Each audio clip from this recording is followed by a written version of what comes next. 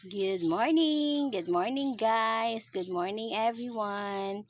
Kumusta po kayong lahat? Welcome po sa aking mini vlog. Ayan, sa umagang ito guys, mayroon akong ipapakita sa inyo. Kaway-kaway sa mga probinsyanang katulad ko guys. Naalala nyo ba to guys, ang punong ito? Ayan, meron siyang bunga at saka meron siyang hinog. Ito yung hinog na kanyang bunga guys. Kasi hindi masyado makita ito.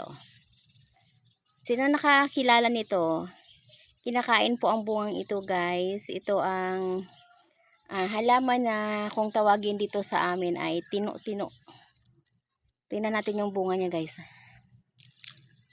Ayan. Ito yung laman ng kanyang, ito yung kanyang bunga. Para siyang aratilis. Pero medyo maasim-asim na manamis-namis. So guys, subukan nating kainin. Masarap to. Noong bata pa ako guys, sa palayan namin, tuwing summer, pag wala ng palay, merong tumutubo na ganito.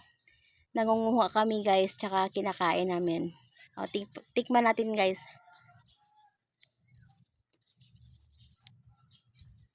Masarap siya, maasim-asim na medyo matamis. Alam nyo ba guys na hindi ko masyadong maalala kung anong year na sumikat ang punong ito guys sa social media. Ayan, pero dito sa akin, libre ko lang pong nakukuha ito at maraming bunga po. I-flip ko po yung camera para mas makita nyo po ng maayos at malapitan yung kanyang mga bunga. Ang daming bunga guys, ang daming hinog.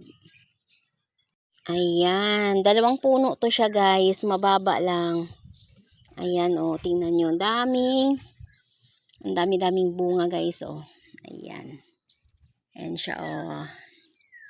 Ayan, dito merong hinog. Ayan oh, hinog na yung kulay yellow yung kanyang balat ng bunga. Ibig sabihin ito ay hinog na. Ayan oh, maraming bunga guys, maraming hinog. Nangunguha tayo ng hinog ng tino-tino. Ayan.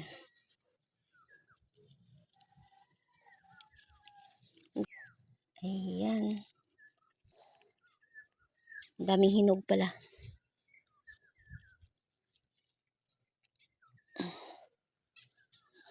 Ayan, imumukbang natin ito maya-maya guys.